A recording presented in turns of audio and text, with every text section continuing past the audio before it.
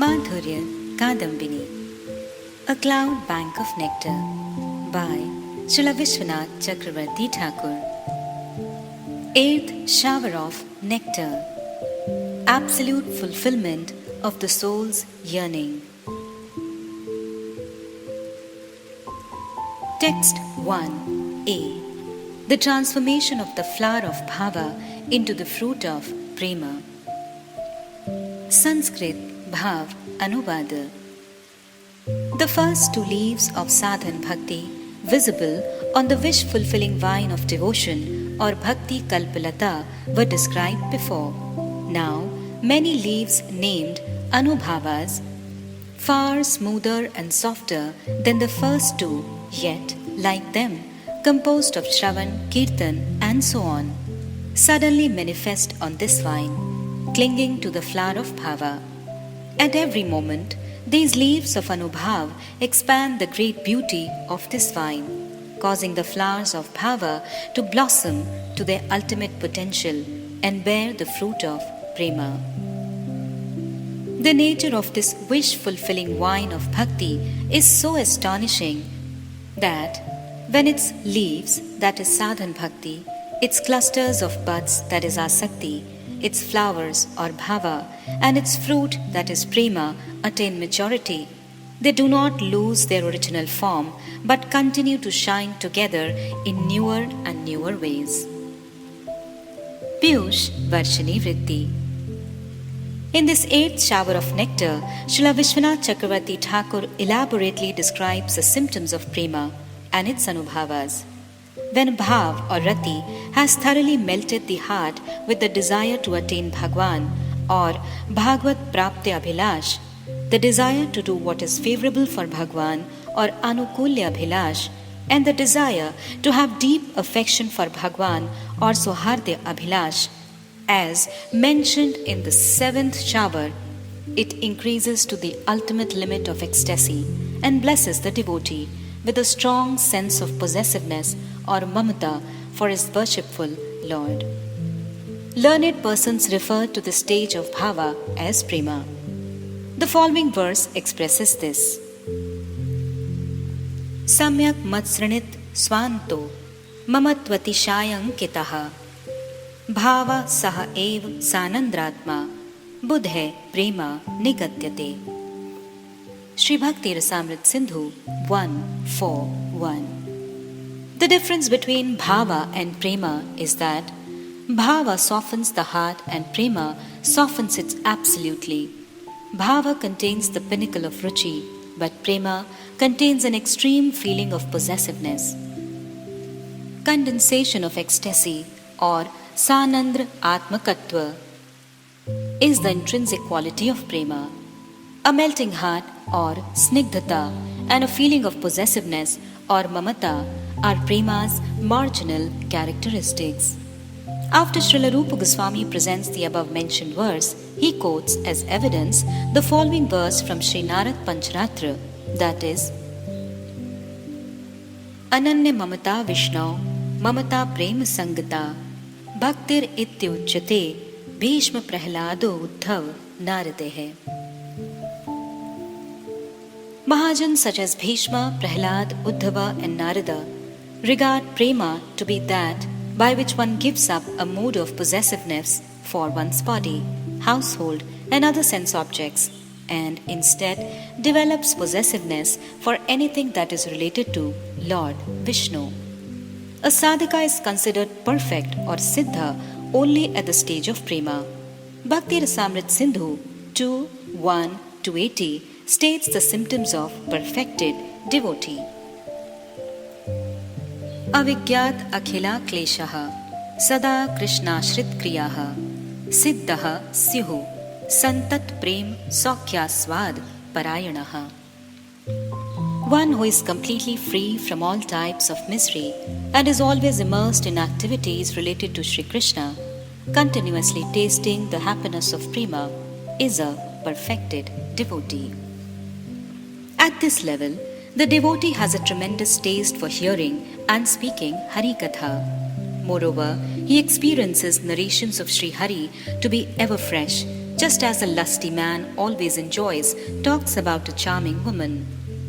Śrīmad Bhagavatam 10:13-2 states, Satamayam sarbhritam nisargo yadarthvani shruti chet samapi pratikshanam navyavad achutasya yat striya vitanamiva sadhu vartaha. The nature of the crest jewels of devotees who are capable of extracting the essence of everything is that they have dedicated their words, their sense of hearing, and their hearts to Sri Krishna. They experience topics about him to be ever fresh, just as a lusty man always relishes talks about women.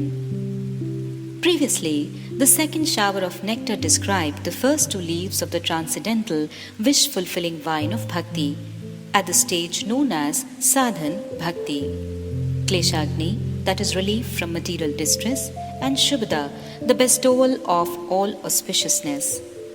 After the stage of anartha-nivritti, at the stage of asakti, the creeper begins to produce clusters of buds, and at the stage of rati, the flower of bhava blooms. Now, at the stage of prema, once Shravan, Kirtan, and so forth flourish with hundreds and thousands of soft, smooth leaves, anubhavas such as tears, horripilation, laughing, weeping, and dancing. They at once encircle the flower of bhava, which then transforms and produces the fruit of prema. These leaves and flowers render the wish-fulfilling creeper of bhakti extremely beautiful. The essence of all this is as follows. To the degree that a sādhaka on the path of jnana, yoga, etc. nears perfection, his endeavor diminishes. This is because on those paths, the stage of practice and the stage of perfection are two entirely different things. In the case of bhakti, however, they are not different, they are the same. The only difference is that during the stage of sadhan, the devotee's bliss is diluted, whereas at perfection it is extremely concentrated. Therefore, on the path of bhakti, sadhan, as the sadhaka nears the stage of prema, his practice of bhajan in the form of hearing and chanting increases. At the stage of prema, Shravan, Kirtan, and so forth become his exclusive life and soul. And his performance of these angas of bhakti is gracefully adorned with various ecstatic transformations. The fruit of the vine of bhakti, prema, which is the essential function of Bhagwan's pleasure potency or ahladani, is supremely tasteful and sweet. Compared to the delectable sweetness and intoxicating quality of prema, the four mundane goals of human life, religiosity, wealth, sense gratification, and liberation, appear most insignificant. Although this prema itself is the original object of relish, it, nevertheless, makes the premi bhakta taste Sri Krishna's most astonishing sweetness or madhuri, and thus bestows upon him everlasting fulfillment, the joy of service to Sri Krishna. Śrīmad Mahaprabhu has said, Pancham Purusharth se prem mahadhan, Krishner Madhurya ras karai aswadan, Prema haite Krishna hai nij bhaktavash, Prema haite pai Krishner seva sukras. Shri Chaitanya Charitamrita Adi Leela 7:144 and 145. The fifth and ultimate goal of human life, Krishna Prema, is the most precious wealth, by which one delights in Krishna's charming sweetness. Prema makes Sri Krishna become controlled by his devotee, and by prema one obtains the ambrosial happiness of service to him. Text 1b. Prema transforms the material tendencies of the devotee's heart into spiritual ecstasy. Sanskrit Bhāvānuvāda. Thereafter, the tendency of the devotee's heart, which was previously in hundreds and thousands of ways bound by the rope of possessiveness to his body, bodily relations, home, wealth, and so on, is now, as a result of prema, easily released from its worldly attachments. And, Just as any object that is submerged in a well of great nectar becomes saturated with that nectar, these tendencies, though material, are transformed into radiant, condensed spiritual ecstasy or chid-ananda by the power of prema. Thus, with that very same possessiveness, prema binds the inclination of devotee's heart to the charming sweetness of the names, forms, and qualities of Sri Bhagavan. This is prema.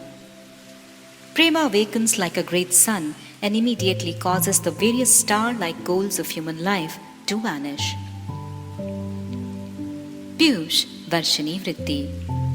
At the stage of sadhan, the tendency of the devotee's heart or citta-vritti is divided into hundreds and thousands of fragments and perpetually shackled with the rope of possessiveness to his body, as well as that which is related to his body, home, wealth, and so on. Prema, however, easily releases the sādhaka from his inclination towards such material objects. With the touch of the rasa of spiritual ecstasy, prema transforms the material inclination of sādhaka's heart with that ecstasy, fully immersing it in the sweetness of Sri Bhagavan's names, forms, qualities, and pastimes. It is not easy to mix mercury and sulfur powder. They only blend thoroughly if they are vigorously rubbed together again and again. Similarly, although the propensity for bhakti in the form of Shravan, Kirtan, etc. enters the doors of the senses of the sadhaka who does not yet have rati, bhakti does not immediately fully mix or amalgamate with the tendency of his heart. When a person constantly performs bhajan, characterized by Shravan, Kirtan, and so on, he grows through the stages of anartha, nivritti, nishtha, ruchi, and asakti, and gradually bhakti becomes one with the propensity of his heart. As long as this deep integration does not occur, the heart remains inclined towards material attachment, envy, and other material flaws. Upon attaining the platform of rati, the materialistic nature of the heart is destroyed and it becomes transcendental. An amalgam of mercury and the sulfur is known as mercurous sulfate, and the amalgam of bhakti in the heart is known as prema. At the stage of prema, the disposition of the sadhaka's heart resembles that of a bumblebee overwhelmed in savoring the honey of the lotus-like names, forms, qualities, and pastimes of Sri Krishna.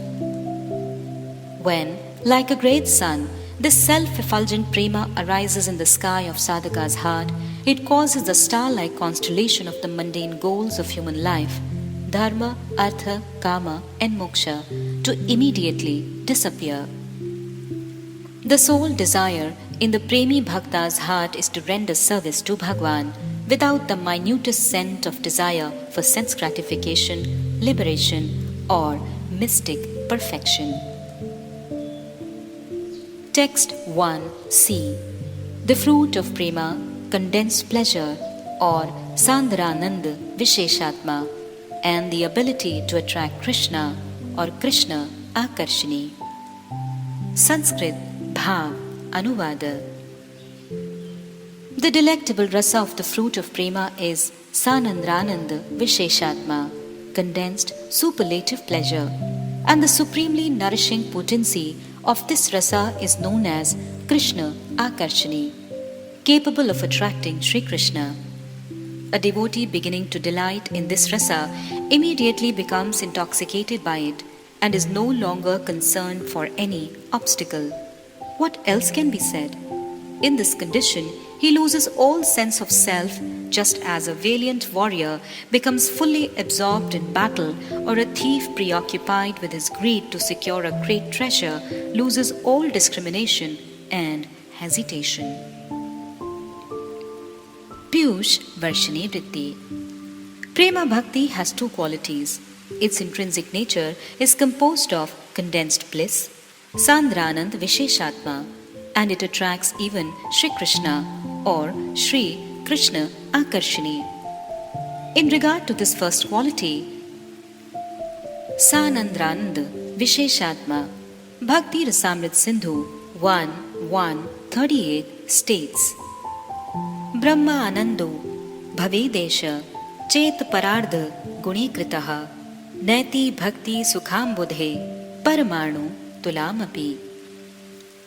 The bliss of merging into the featureless aspect of the Absolute Truth, obtained after resolute meditation or samadhi for over 50 years of Brahma's lifespan, does not compare even to a drop of the ocean of bliss of devotional service. Śrīla Jiva Gosvāmī has commented on this verse as follows. The words aparādha kala refer to the bliss that arises from a samadhi that lasts for 50 years, equal to 155,520 billion earth years of Brahma's lifespan, or aparādha. Śrīla Jiva Gosvāmī Pad provides evidence of this statement with a quote from Hari Bhakti Sudodaya 1.4.36. Tat sakshat karnalada vishuddha-bhakti sthitasya me sukhani goshpadayante brahmanyapi jagadguru. O Guru of the universe, directly beholding your divine form, I now dwell within an ocean of pure ecstasy. All other pleasures, including the bliss of merging with Brahma, appear as insignificant as the water in a calf's hoof print. Regarding the ability to attract Sri Krishna, it is stated in Bhakti Rasamrit Sindhu 1.1.41. Kritva harim prema bhajam priye varg samanvitam bhaktir vashi karotiti Shri Krishna ācāryas mata. Because bhakti attracts and controls the objects of prema, Shri Krishna, along with his beloved associates, she is said to be Shri Krishna ācāryas. Śrīmad Bhagavatam 7.10.48 can be cited as evidence. Yuyam Niloke Bat Bhori Bhaga Lokam Punana Munyo Abhiyanti Yesham Grihana Avastiti Sakshad Gudam Param Brahma Manushyalingam. The spiritual master of the demigods, Sri Narada Muni, said, O Yudhishthira, of all the people on this earth, your good fortune is exceedingly glorious, because the Absolute Truth, Param Brahma, the all-pervading Supersoul, has taken a human-like form and secretly lives in your palace. Great saintly persons who purify the entire creation again and again visit you to take his darshan.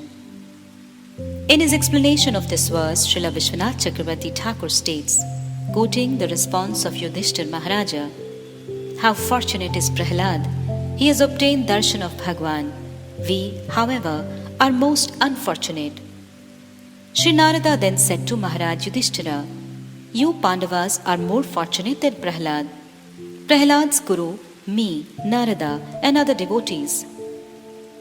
You are even more fortunate than the residents of Yadupur, that is Dwarka, and the rishis headed by Vasishtha, Marichi, and Kashyap, and also more fortunate than Brahma, Rudra, and others.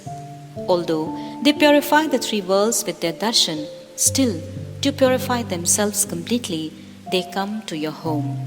This is because the Supreme Absolute Truth, Param Brahma, who remains fully concealed from even the Vedas, always resides in your home with great attachment, in the form of a human being, even without your having invited him.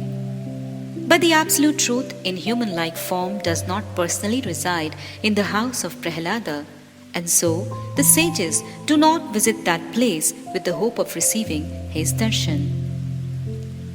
Śrīla Viśvanātha Cakravartī Ṭhākura has explained that Sanandrananda Visheshatma is the relishable rasa of this fruit of prema, and Krishna Karshini is the supremely nourishing potency of that fruit. In Śrīmad Bhagavatam 1.2.6, Śrīla Sutta Goswāmī has described that the two innate qualities of pure transcendental bhakti are ahetuki, that is devoid of the desire for the fruit of one's actions, and apratihata, that is unimpeded by any type of obstacle. Although obstacles may still arise as the sādhaka performs bhajan, He is not overwhelmed by them. Rather, their onset increases his humility, eagerness, and so on, resulting in progress on the path of bhakti. At the stage of prema, the devotee becomes so intoxicated by enjoying its fruits that no calamity or obstacle can affect him even slightly. Just as a valiant warrior furiously absorbed in the battle forgets himself, or a thief covetous of great wealth becomes obsessed with stealing, fearing neither vice nor losing his own life, so the premi bhakta does not care for auspiciousness or inauspiciousness, as he is enchanted by the rapture of prema rasa. Text 1d. Simultaneously burning in separation from Bhagwan and being cooled by a vision of him. Sanskrit Bhāvānuvāda. The devotee's longing to meet with Bhagwan is like an insatiable hunger that persists even after feasting day and night on endless quantities of the most delectable foodstuffs of the four varieties. This eagerness burns within him like the blazing sun, but then, at the very moment, a sphurti, that is momentary vision, manifests, pulling him like millions of moons, and he delights in the endless beauty, qualities, and sweetness of Bhagwan. At the stage of prema, the devotee burns in separation from Bhagwan and is simultaneously cooled by a sphurti of him. Such is the astonishing nature of prema. Pīyūṣa-varṣiṇī-vṛtti. The realm of prema has another distinguishing feature. In this world, hunger and food cancel each other out. Whereas, the more the premi bhakta savors the sweetness of Sri Krishna in a sphurti, in a dream or directly, the more his already intense, immeasurable eagerness and greed increases. This intense thirst is an indicator of taste, even though that anxious thirst burns him with the heart of millions of suns. His experience of the unparalleled charm of Sri Krishna's name, form, and qualities through a sphurti soothes him with the coolness of millions of moons. Text 1e. Distraught even after attaining a sphurti of Bhagwan. Sanskrit Bhāvānuvāda. This astonishing prema simultaneously magnifies the contrary experiences of burning in separation and being cooled by the sweetness of a sphurti. When it makes its appearance in its reservoir, the devotee's heart, and when it develops slightly, the devotee is scorched by the furiously blazing arrow of his intense and relentless craving to directly meet Bhagwan.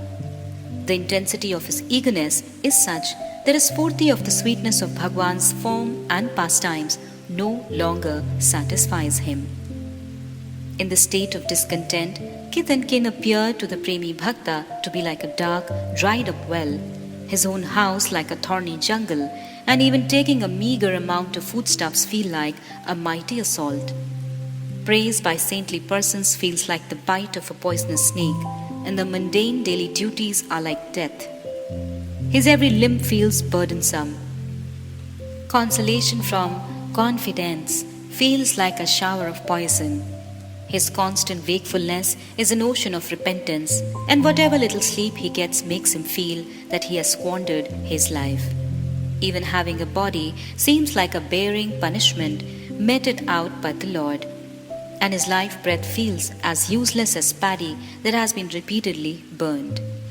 Whatever he previously constantly cherished is now an utter disruption, not to speak of anything else. Even any thought of Bhagwan devastates him. Pīyūṣa-varṣiṇī-vṛtti. At the stage of rati or bhava, the sādhaka becomes totally immersed in the bliss of savoring his worshipful deity's beautiful form and qualities as perceived in a sphurti. After prema has awakened, however, it is not possible for him to be mesmerized by savoring the Mādhurya obtained in a sphurti. At that time, a tremendous eagerness to attain Sri Krishna directly arises in the heart of the premi bhakta. That thing known as prema is exceedingly astonishing, beyond compare, and known only by direct experience. Language is incapable of describing it. Unless this prema has appeared in one's heart, one cannot fully understand it simply by hearing about it from another, because one's capacity to grasp its meaning depends on realization. At the stage of prema, upon receiving a spurti of Sri Krishna and thus relishing his beautiful form, qualities and so on, the devotee simultaneously experiences an intense eagerness and a charming tranquility. This experience produces an indescribably blissful anguish in the heart of the premi bhakta. This has been described in Sri Chaitanya Charitamrita, Madhya Leela 2, 50 and 51. Bahire Vishwa Jwala hoy, Bhitare Anandamay, Krishna Premar Adbhut Charit, E Prema Aswadan Tapt Ikshu Charvan, Mukh Jwale Na Jai Tyajan, Sei Prema Yar Mane, Tar Vikram Sei Jane, Vishamrite Ekatra Milan. Externally, he seems to be burning from poison, but internally, he is experiencing sheer bliss. Such is the astonishing nature of Krishna Prema. Delighting in this prema can be compared to sucking scorching sugar cane. The mouth burns, but a person is unable to stop sucking on it. Only those with prema in their hearts can understand prema's power, in which poison and nectar seem to combine. Pīda bhanir vakalkūt katuta garvasya nirvasano Nissandena mudam sudha madhurima ahankara sankocanaha Prema sundari nand nandan paro jagriti yasyantare Gyayante sphutamasya Vakra madhura astenaiva vikrantaya. Shri Vidakta Madhav 2:30. Purnamashi Devi said to Nandi Mukhi, My dear beautiful friend, if a person develops prema in his heart for the son of Sri Nanda Maharaj, then the person is able to directly understand prema's power. The suffering resulting from the prema defeats the severe effect of fresh kalakuta poison. But when the ecstasy of prema begins to flow, it belittles the pride that comes from delighting in the sweetness of nectar. The heart of the devotee moves between the dualities of unprecedented bliss and unprecedented pain. Finally, due to the intensity of the devotee's eagerness to meet Sri Krishna directly, all bliss is pulverized and the agony of separation manifests in full force. Through refined poetry filled with marvelous literary embellishments, the revered author has described the mental and bodily symptoms of the premi bhakta upon the manifestation of prema. The striking image he portrays of the premi bhakta's eagerness and distress is incomparable. He has described now, due to the premi bhakta's acute anxiety, all actions of the body, even his meditation on Bhagwan, which previously filled him with bliss, now cause him to burn within, producing intolerable agony. In the absence of Sri Krishna, the condition of the premi bhakta is like that of a writhing fish out of water. In separation from Bhagwan, the entire universe appears completely void to him. Shunaitam jagat sarvam Govinda virahename. Shri Shikshashtak 7. Text 1F.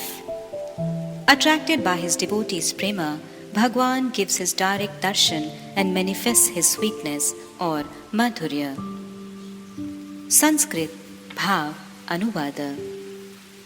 Thereafter, the magnet of prema attracts the iron-like Sri Krishna and at any time brings him directly before the devotee's vision. Sri Bhagwan then makes the supremely auspicious qualities of his Swarupa, his beauty or Saundarya, his fragrance or Saurabhya, his sweet voice or Swaswarya, his tender touch or Sukumarya, the savour of his lips, Saurasya, his magnanimity or Audarya, and his compassion, Karunya, perceivable to the eyes and the other senses of the devotee.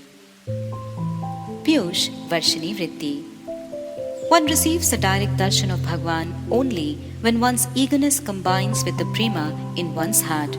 It is not possible by any other means. The darshan that the demons who are bereft of prema received at the time of Bhagwan's manifest pastimes cannot be said to be actual darshan, because without having savoured Bhagwan's delightful sweetness or madhuri, any darshan of him amounts to no darshan at all. It is just like the tongue of a jaundiced person being unable to enjoy sweet foodstuffs despite tasting them directly. Just as a magnet naturally attracts iron, similarly prema, the essential function of the Ahladini Shakti, attracts Sri Krishna and makes him perceptible to the eyes of the devotee. Astonishingly, Sri Krishna enjoys the bliss of his devotee more than he delights in the bliss of his own Swarupa. Śrīla Viśvanātha Cakravartī Ṭhākura writes in his commentary on Śrīmad Bhagavatam 9.4.64 that Śrīmad Nārāyaṇa said to Durvasa, O Brahmana, even more desirable to me than my own intrinsic bliss is the inherent bliss of my devotee, the bliss of prema within his heart. Although both my intrinsic bliss are Swarupananda and the bliss of prema, Premananda, in the heart of my devotee are transcendental. This Premananda, which manifests within a devotee by the mercy of an exalted saintly personality, is the matured state of his heart's disposition, just as thick cream in the matured state of milk, which is liquid. And it is the essence of everything spiritual. It gives bliss even to me, the embodiment of bliss, and attracts me.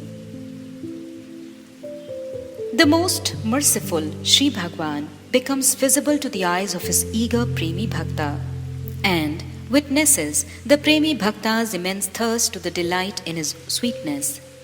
Bhagwan therefore allows his Premi Bhaktas to savor his own incomparable Swarupa, the very treasure of Prema, his beautiful form, fragrance, sound, touch and taste, through their eyes, nostrils, ears, sense of touch and tongue.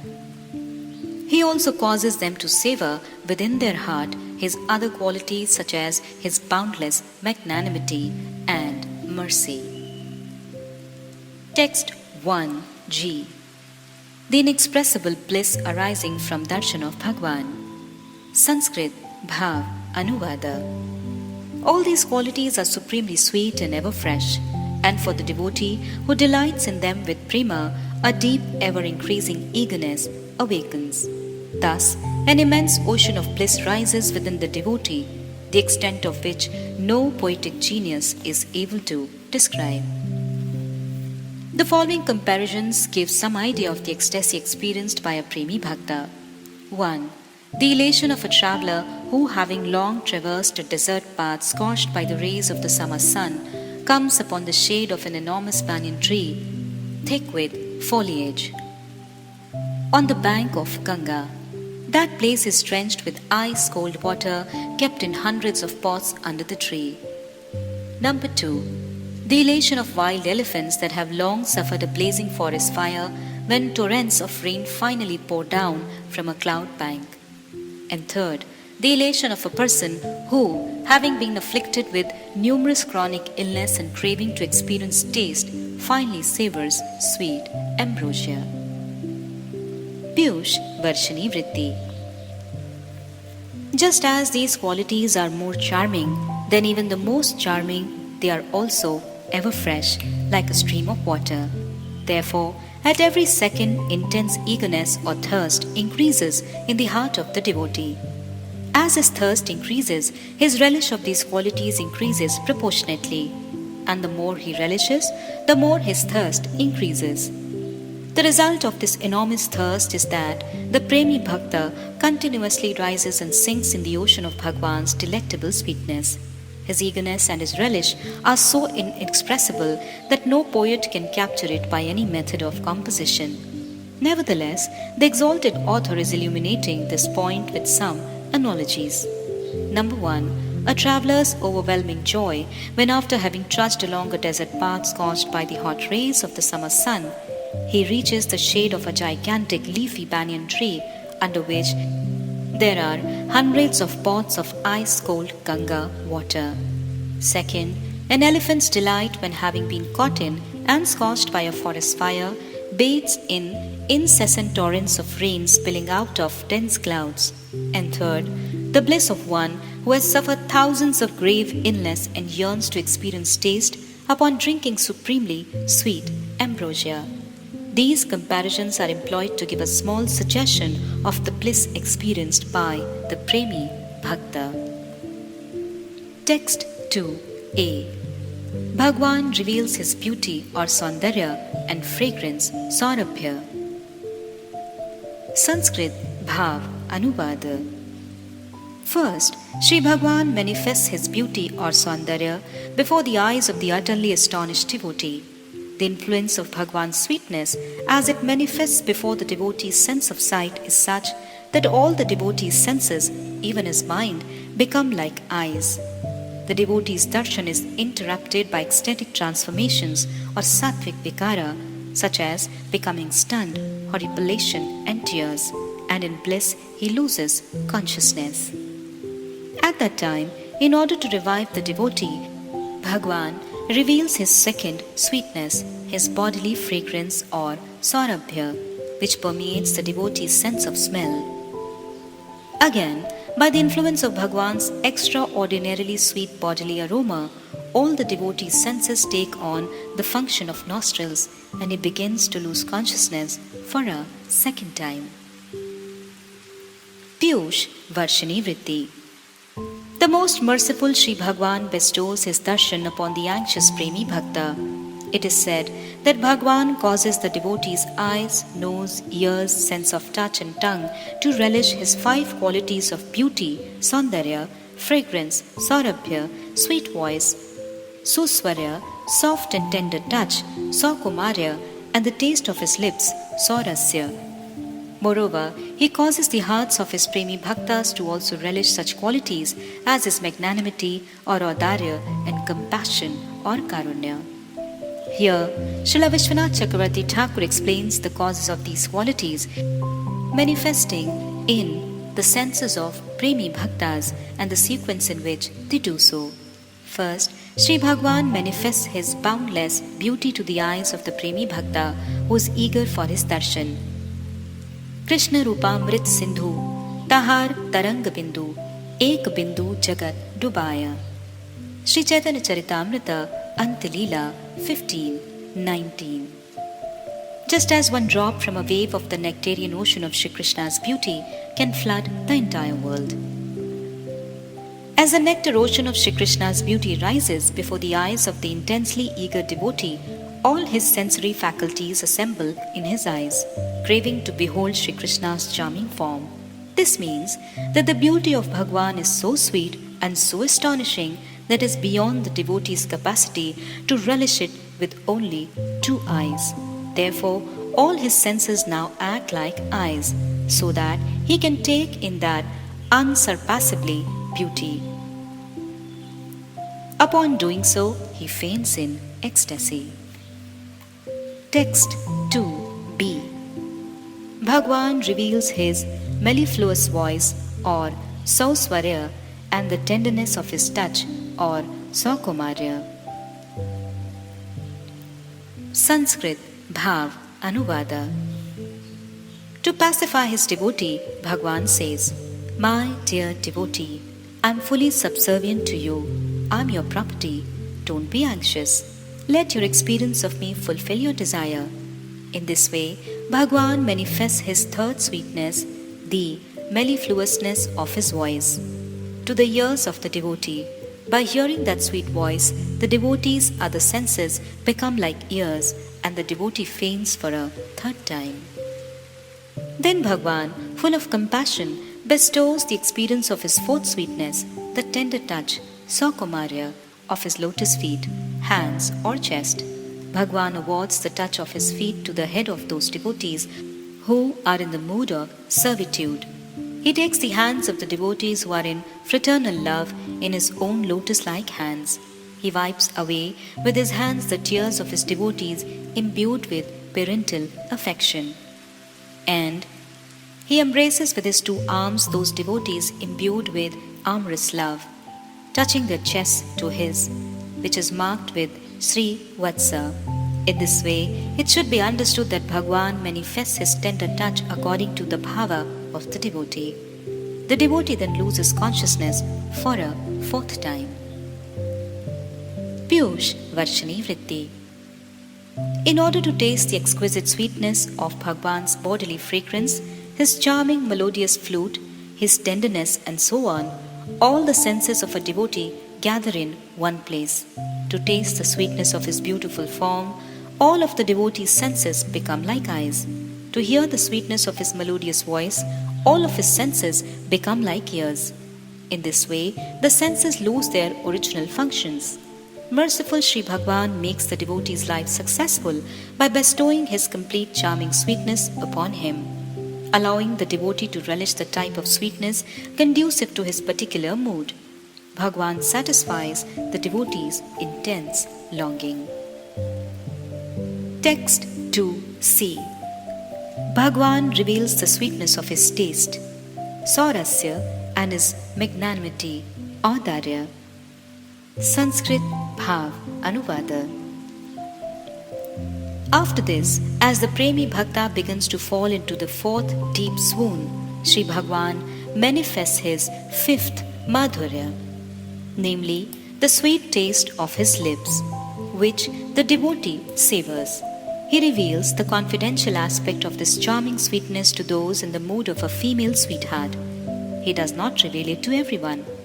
To others, he reveals the sweetness appropriately according to their desire. As before, the devotee's experience of losing consciousness in these ecstatic moods reaches such magnificent depths that Bhagwan, unable to revive the devotee by any other means, bestows his sixth Mādhurya, his magnanimity or ācāryas.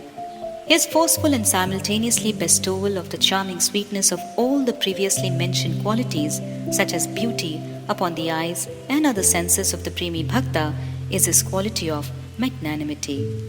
At that time, prema, understanding the indication of Sri Bhagwan, increases exponentially and causes the devotee's hankering to swell accordingly. In this way, Bhagwan accepts the role of the moon, and powerfully agitating the ocean of bliss within the devotee's heart, he manifests hundreds upon hundreds of waves, buffeting and simultaneously overwhelming it. He then beautifully reshapes it. In this way, he personally rules the devotee's mind as its presiding deity, expanding his energy in such a manner that the devotee, now unimpeded by tears, fainting, and so on, begins to simultaneously taste in the core of his heart the sweetness of all of Bhagwan's qualities, such as beauty. Pīyūṣa-varṣiṇī-vṛtti. As the devotee begins to lose consciousness for a fourth time, Sri Bhagwan manifests his fifth Mādhurya, his saurasya or the nectar of his lips, to the devotee's sense of taste. To devotees in the mood of servitude and so on, he gives the remnants of his foodstuffs or chewed betel nut. To devotees in the mellow of amorous love or the mood of a female sweetheart, he bestows relish of this Mādhurya in the accordance with the devotee's inner hankering. The sheer ecstasy of this Mādhurya causes the devotee to fall into a deep swoon. Seeing no other way to revive him, Bhagwan manifests his sixth Mādhurya, his magnanimity, ācāryas, and thus allows the devotee's five sense organs, eyes, nose, ears, skin, and tongue, to simultaneously perceive his beauty, fragrance, sweet voice, tender touch, and taste. At that time, upon receiving an indication from Bhagwan, prema swells tremendously in the devotee. Consequently, the devotee experiences an upsurge of thirst or eagerness. Just as the rising moon churns and agitates the ocean, causing various waves to rise, so Bhagwan churns and agitates the ocean of the devotee's bliss by manifesting a special potency within the devotee. This potency allows the devotee to relish all five kinds of Mādhurya at once. Text 2d. Bhagwan reveals his inconceivable potency or Achinta Shakti. Sanskrit Bhāvānuvāda. Here, one may raise the following point. The mind can focus on only one thing at a time. To simultaneously relish Bhagwan's five kinds of sweetness requires the mind to be absorbed in five different ways. This would not allow it to properly and deeply relish even one attribute with one of the senses. Sri Bhagavan, however, expands his transcendental, inconceivable, unprecedented and astonishing potency, thus bestowing upon the devotee the ability to see, hear, and so on through each of his senses simultaneously. By so doing, he increases the intensity and depth of the devotee's relish of the 5 kinds of Madhurya with his 5 senses. There is no hindrance here. In other words, there is no scope for being scorched by the forest fire of reasoning arising from mundane experience, since all such transcendental subject matters are beyond the comprehension of mundane logic and reasoning, as stated in Shastra Mahabharata Bhishma Parva. One should never attempt to understand inconceivable subject matters through mundane logic. The characteristic of the inconceivable is that it is beyond material nature. Pīyūṣa-varṣiṇī-vṛtti. It is inappropriate to maintain the following doubt. A devotee can relish one Madhurya at a time, but since he has only one mind, how can he simultaneously relish all 5 kinds of Madhurya through his 5 senses? Simultaneously relishing the 5 kinds of Madhurya requires the mind's absorption in 5 sense objects. So, it is impossible for any of the senses to relish that Madhurya deeply. In reality, Sri Bhagavan, by the power of his Achintya Shakti, enables all the senses of the devotee to concurrently attain the functions of sight, hearing, and so on, like before, and also gives him the power to deeply relish his 5 Madhuryas. In other words, by the power of Sri Bhagavan's Achintya Shakti, the devotee experiences no impediment to relishing simultaneously Bhagavan's 5 types of Madhurya through his 5 senses. This conception lies beyond the grasp of mundane logic and reasoning. Text 3. 3a. Since the devotee is unable to experience the complete sweetness of Bhagavan, Bhagavan expands his compassion or karunya. Sanskrit Bhāvānuvāda. The devotee then desires to experience in full all the varieties of Madhurya that exists in Sri Bhagavan, such as his beauty and fragrance. However, just as the beak of a Chap-8 bird cannot hold all the raindrops that fall from a cloud, the devotee is incapable of receiving limitless amounts of Bhagavan's sweetness. Seeing this, Sri Bhagavan contemplates, Aho, why do I possess all these sweet attributes if my devotees cannot relish them? Therefore, just to help the devotee relish those attributes in full, he manifests his 7th sweetness, his quality of compassion or karunya. Pīyūṣa-varṣiṇī-vṛtti. The thirst or anxiousness that arises from the pure love of Premi Bhakta is so strong that he develops an intense desire to fully relish all of Bhagavan's Madhuryas simultaneously, beginning with his beauty. On the arrival of monsoon rain clouds, the Chap-8 bird, parched from the summer heat, desires to drink the entire torrential downpour. But how can he do so with his tiny beak? Similarly, when Sri Bhagavan sees the fervent Premi Bhakta tasting but a mere drop of his unlimited beauty and sweetness, he thinks, if this Premi Bhakta is unable to savor my Madhuryas in full, then they serve no purpose. Thinking in this way, Bhagavan bestows upon the Premi Bhakta his 7th Madhurya, his compassion, karunya. Text 3b. Karunya, Bhagavan's foremost potency. Sanskrit Bhāvānuvāda. The quality of karunya or compassion is foremost among all Sri Bhagavan's potencies. She presides over Sri Bhagavan's 8th intrinsic potencies such as Vimla and Utkarshini, mentioned in the Agam scriptures. These potencies are present as petals on 8 sides of the pericarp of a lotus, in which the Karunya potency is situated in full splendor like a universal monarch. Pīyūṣa-varṣiṇī-vṛtti.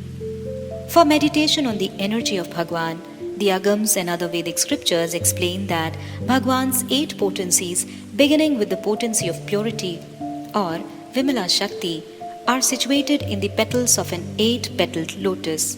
Located in the pericarp of that lotus is his compassion potency.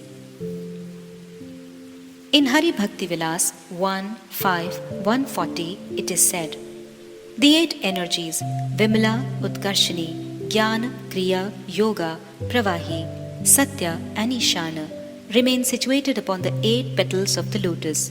Gracefully resplendent within the whirl of the lotus is the 9th potency called the Anugraha Shakti or compassion potency, which rules over the other 8 potencies as their presiding goddess. Text 3c. The mercy potency manifests herself to the devotee through Bhagwan's eyes. Sanskrit Bhāvānuvāda. Bhagwan's potency of compassion, known as Anugraha, his favor, manifests herself through his lotus eyes, sometimes as affection, Bhaktivedānta, and sometimes as compassion, Karunya, to devotees in the moods of servitude, friendship, and parenthood. And to devotees in the mood of a beloved, she manifests as that which attracts Krishna and melts his heart. The Kripa Shakti or mercy potency, which arouses further sportive, playful pastimes, is given appropriate names elsewhere, such as Sneha, Preeti, and Madhurya. It is by means of that Kripa Shakti alone that Bhagwan's all-pervasive desire potency or Ichha Shakti beautifully places the sadhus on the platform of raga and elevates even those souls who are supremely self-satisfied or Atmarama to the most astonishing platform. Pīyūṣa-varṣiṇī-vṛtti. This Anugraha Shakti or the potency that bestows Bhagwan's favor manifests from the lotus eyes of Sri Bhagwan. In other words, Bhagwan's Kripa Shakti rains down upon the devotee through his merciful glance.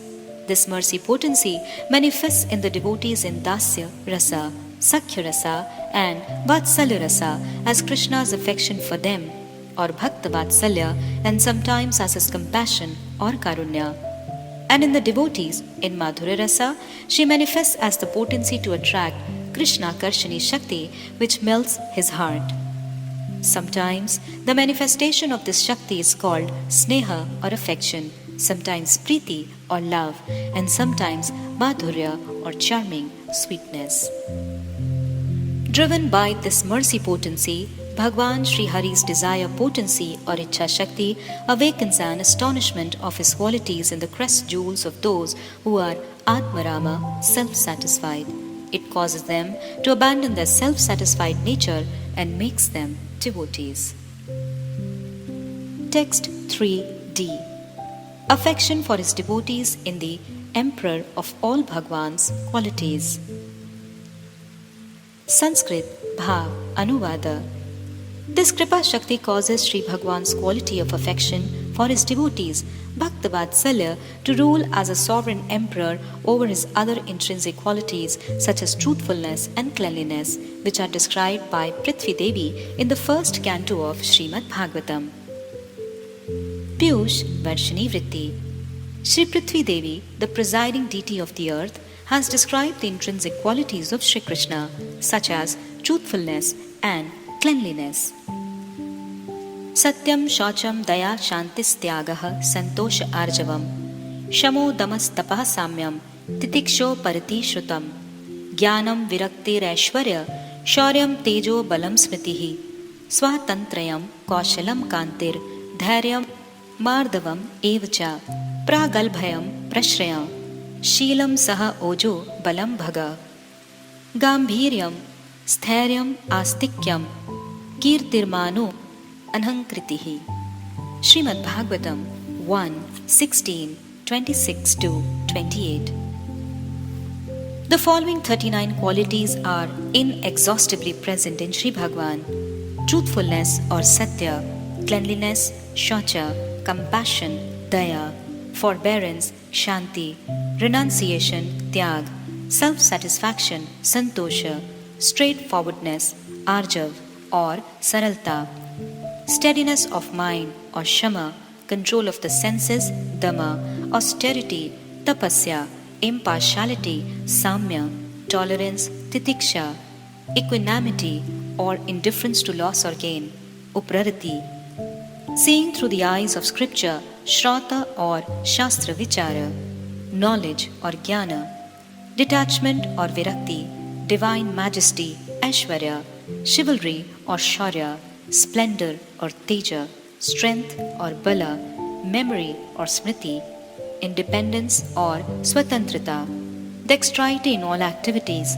or kaushal, beauty or kanti or saundarya, patience or dhairya, kind-heartedness, mardva, boldness, pragalbhata, politeness, prashraya or vinaya, a pleasant nature, shīla or susvabhava, determination or saha, expertise of the mind and knowledge acquiring senses, ojaha, expertise of the working senses, bala, supreme fortune, bhaga, gravity, gambhirya, steadiness, sthirta, faithfulness or astikya or shraddha, fame, kirti, worthiness of worship or mana, and pridelessness or ahankriti.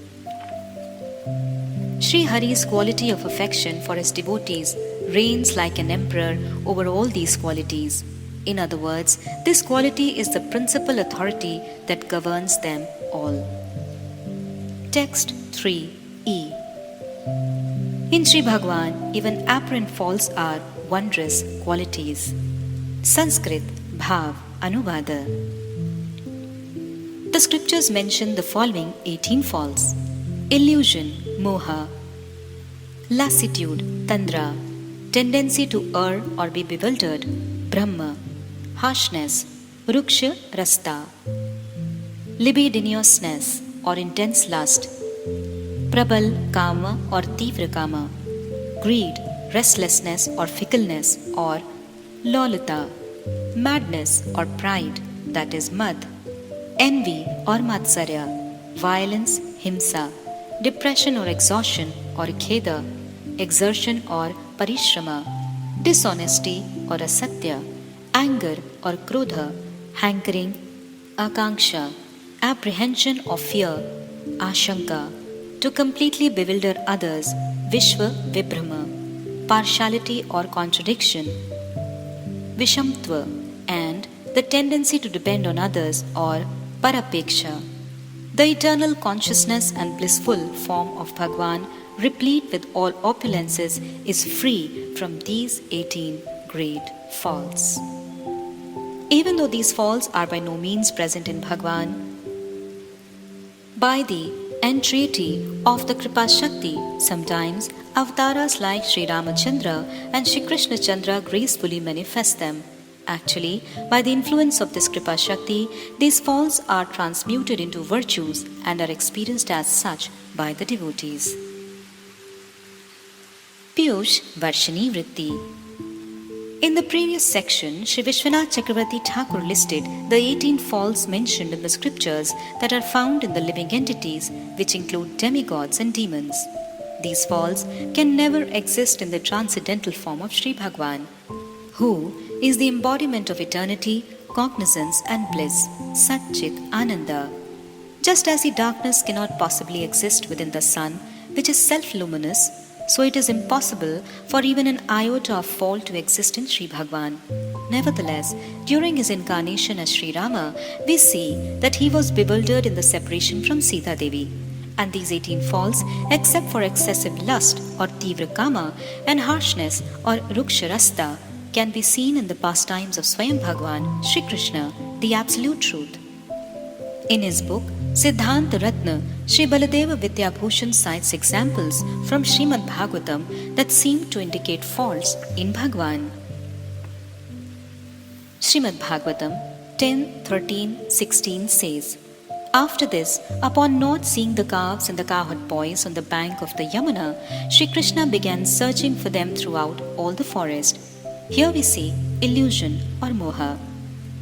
Śrīmad Bhagavatam 10:15-16. Once Sri Krishna, tired from wrestling with the cowherd boys, laid down in the shade of a tree on a bed made of soft leaves. He rested his head on the lap of a cowherd boy and fell asleep. Here, lassitude or tandra, exhaustion or kheda, and exertion or parishrama are perceived. Śrīmad Bhagavatam 10:8-22. Sri Baladeva and Sri Krishna returned to their mothers crawling as if bewildered and afraid. Here we see bewilderment or Brahma. Śrīmad Bhagavatam 10:8-29. The motherly gopis approached Mother Yashoda and said, "Your son releases the calves untimely, before the cows have been milked, and when we become upset, he simply chuckles." Here we see restlessness or lolata. Śrīmad Bhagavatam 10:35-24. Sri Krishna, who wears a garland of forest flowers, shows honor to his cowherd friends with eyes restless with pride. Here we see pride or ahankara. Śrīmad Bhagavatam 10:25-16. When Indra sent forth torrential rain in an attempt to destroy Vraja, Sri Krishna said, "I shall crush Indra's inflated false ego, which causes him to stupidly think himself to be the lord of the three worlds." In these words, we see apparent envy or matsarya in Bhagwan. When he killed Putna, we even see violence or himsa in Bhagwan. Śrīmad Bhagavatam 10:8-35. After eating dirt, Krishna said to his mother, "Maya, I did not eat dirt. They are all telling lies." In this pastime, and also when he slew Jarasandha and others, we witness dishonest speech, asatya bhashan, in Bhagwan. In such pastimes, he is also famous for his anger or krodha. Śrīmad Bhagavatam 10:9-4. Desirous of drinking her breast milk, Sri Krishna went to his mother who was churning yogurt, and to make her blissful, caught hold of the churning rod to stop her from churning. Here we see hankering or akanksha. Śrīmad Bhagavatam 10:13-17. Not finding the calves and sakas anywhere in the forest, the all-knowing Sri Krishna understood that this was the work of Lord Brahma. Here we see apprehension, ashanka in Sri Krishna. Taittiriya Upanishad 2:2-1. Sri Hari desired, "I shall become many." With these words of Shruti, Sri Hari, by his absorption in the activities of the universe, demonstrates his nature to bewilder others. Vishva Vibhrama.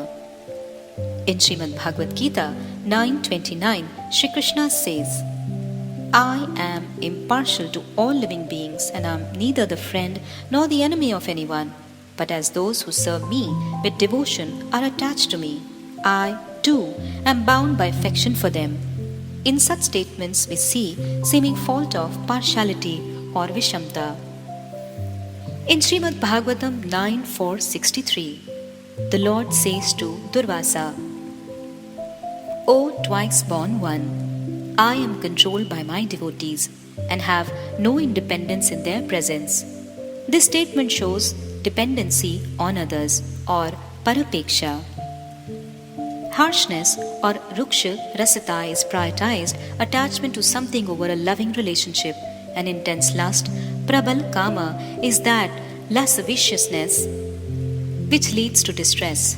Although these two faults do not exist in Bhagwan, 16 faults as evidence in Shastra are visible within him. How therefore can it be said that Bhagwan's form is devoid of those faults? The response to this objection is that these apparent serious faults in Sri Krishna, such as illusion, exist solely to nourish the transcendental ecstasy of astonishment in the devotees. They manifest from Bhagwan's inherent nature, which is devoid of any scent of the material energy, in order to exhibit playful pastimes or Leela Vilas, nourish the devotees Bhakta Palan, and show his special affection for them, Bhakta Vatsalya. Sri Krishna's pastimes cannot manifest fully without them. If Sri Krishna's charming pastimes are not successfully accomplished, his nature as the Absolute and as the original Supreme Personality of Godhead is impaired. Although faults such as illusion are grave defects in the living entities, they exist in Bhagwan as splendid attributes. When the devotee experiences these astonishing qualities, his heart melts completely. Text 4. 4a. By the mercy of Bhagwan, the devotee relishes his Madhurya. Sanskrit Bhāvānuvāda. Thereafter, becoming capable of relishing the magnitude of Bhagwan's Madhurya, his beauty, fragrance, and so on, that lustrous devotee reaches the zenith of astonishment. He receives continuous realization of Bhagwan's unprecedented affection for his devotees, and his heart melts. Pīyūṣa-varṣiṇī-vṛtti. Realization of these astonishing qualities completely melts the heart of the devotee. Text 4b. Bhagwan glorifies his devotee. Sanskrit Bhāvānuvāda. At this time, Sri Bhagwan says to the devotee, O best of my devotees, for so many lifetimes you have abandoned your wife, home, wealth, and so forth for me. Only to serve me have you endured a multitude of miseries such as cold, wind, hunger, thirst, pain, and disease. You totally disregarded the insults of others and maintained your life by begging. Unable to repay you, I have become indebted to you. For you, lordship over the entire earth, sovereignty of the heavenly planets, even the position of Lord Brahma, and the various mystic perfections are completely unsuitable. How could I grant them to you? Grass, straw, and bran, which animals find enjoyable, and not fit for humans. Thus, even though I am unconquerable, today you have conquered me. In this condition, I depend solely on your good will. Pīyūṣa-varṣiṇī-vṛtti. Previously, it was mentioned how the Premi Bhakta's heart completely melts upon experiencing the sweet qualities of Sri Bhagwan, such as his special affection for his devotees. Bhagwan fully comes under the control of the devotee who has worshipped him while enduring endless sorrows, difficulties, contempt, and dishonor.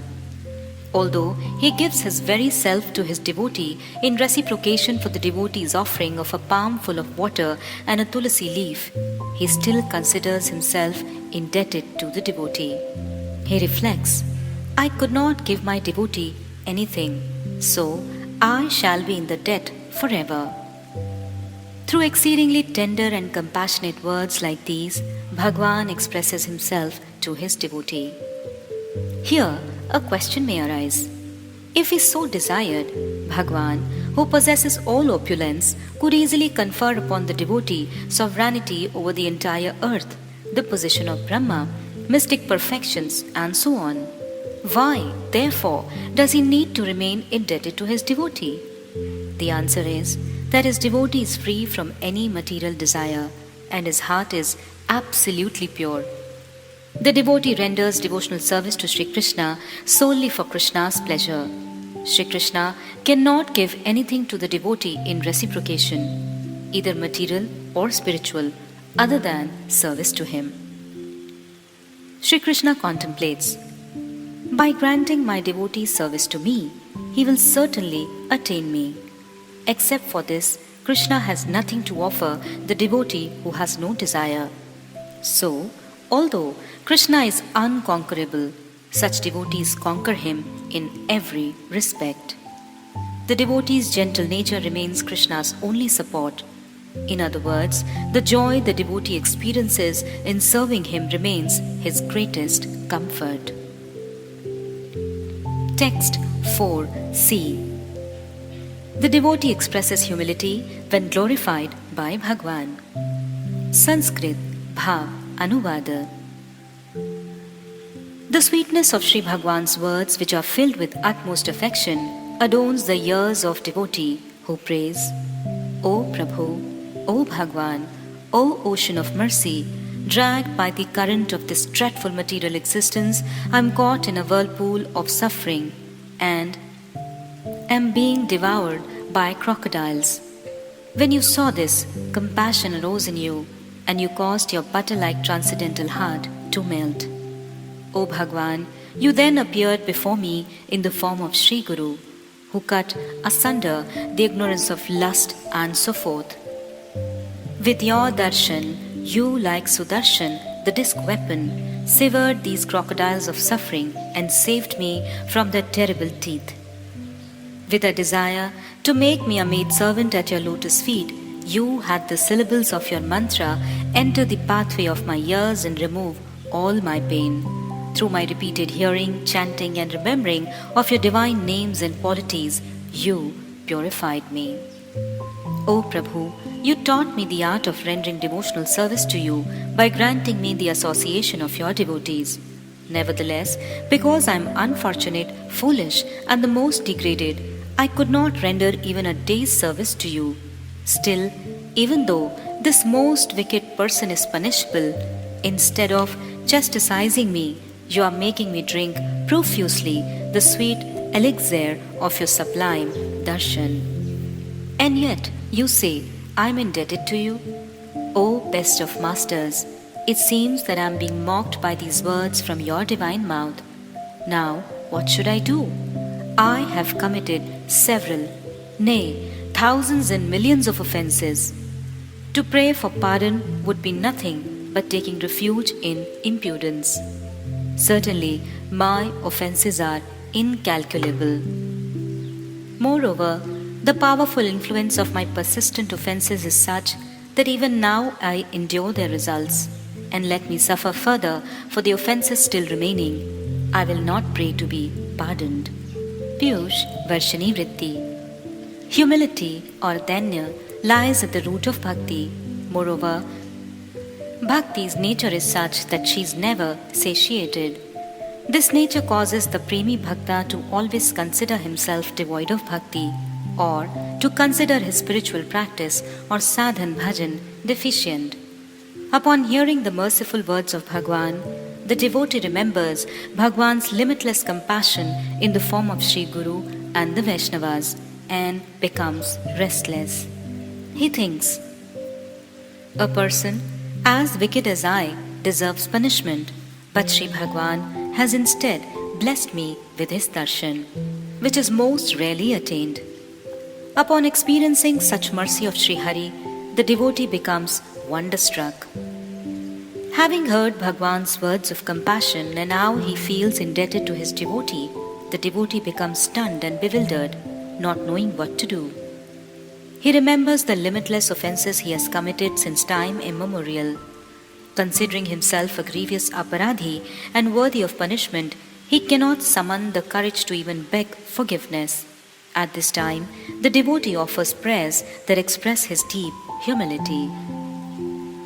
According to Bhakti Rasamrit Sindhu 1-154, O Purushottama, there is no sinner and offender like me. Alas, I am even ashamed to request you to forgive my offenses. What more shall I say? Thus, out of great humility, the Premi Bhakta does not beg forgiveness for the offenses he imagines he has committed, but rather beseeches Bhagwan to punish him. Text 4d. The beautiful form of Sri Bhagwan defies all worldly comparison. Sanskrit Bhāvānuvāda. O Prabhu, just a day ago, I was so audacious as to compare your divine body to a fresh rain cloud, a blue lotus, and a sapphire, your lotus face to the moon, and your lotus feet to freshly sprouted leaves. I have thus decided that burned mustard seed halves are equal to the golden mount Sumeru, that a chickpea is like a wish-fulfilling jewel or chintamani, that a jackal is equivalent to a lion, and that a mosquito is like a garuda. In this way, a fool such as I has brazenly committed an offense to you. I could understand my mistake only after receiving your direct darshan. I thought at the time that I was praising you, when in fact I was simply proclaiming my own foolishness, considering my imagery to be poetic brilliance. When I beheld the beauty and splendor of your divine form for a moment with my own eyes, I realize that my comparisons are like the teeth of a frenzied cow trying to defile the wish-fulfilling vine of your beauty, but without success. Pīyūṣa-varṣiṇī-vṛtti. Moreover, having received darshan of Bhagwan's beautiful form, the devotee is completely wonderstruck and regards the numerous similes he had created in his prayers while meditating upon Bhagwan's form to be fallacious and trivial. He even thinks that his folly has led to an offense, that of comparing Bhagwan's transcendental form to objects of this world. Sri Krishna's beautiful form, which is composed of eternality, cognizance and bliss, is incomparable and cannot be described by comparisons to, say, the moon or the lotus, which are but transformations of the 5 material elements. Sri Bilvamangal Thakur has described Krishna in Sri Krishna Karnamrita 97. How can your face be compared to the lotus? It is also impossible to compare your flawless face, which is beyond description, to the moon, which gradually wanes until it is no longer visible. O sole master of the universe, to what can I compare your beautiful face as you play upon your flute? Leela Shuka writes the next verse as if Sri Krishna had then inquired, O Leela Shuka, how then have various poets compared my face, smile and so on to the lotus and the moon? Why do you not do the same? O Prabhu, if you wish to hear my response, please listen. Poets of old have seen your beautiful form in their deep meditation. They have compared your face to the moon and the lotus only because they were limited by their poetic ability. Truly, the moon is nothing but a camphor lamp suitable for circling your lotus-faced in arati and then being put to one side. Shri Krishna Karnamrita 98. The Premi Bhakta says, O Prabhu, I will never again minimize your unparalleled beauty by comparing it to something of this world. Text 4e. The devotee's darshan of Bhagwan's Dhama and companions. Sanskrit Bhāvānuvāda. When the devotee thus laments, Bhagwan becomes exceedingly pleased with him. In accordance with the particular mood and cherished desire of the devotee, such as Priyasi Bhava, he reveals a vision of Sri Vrindavana, the abode filled with his divine sporting pastimes or vilasa, of wish-fulfilling trees, and of the Maha-yoga-pitha of Sri Radha Krishna, surrounded by their intimate, eternal companions.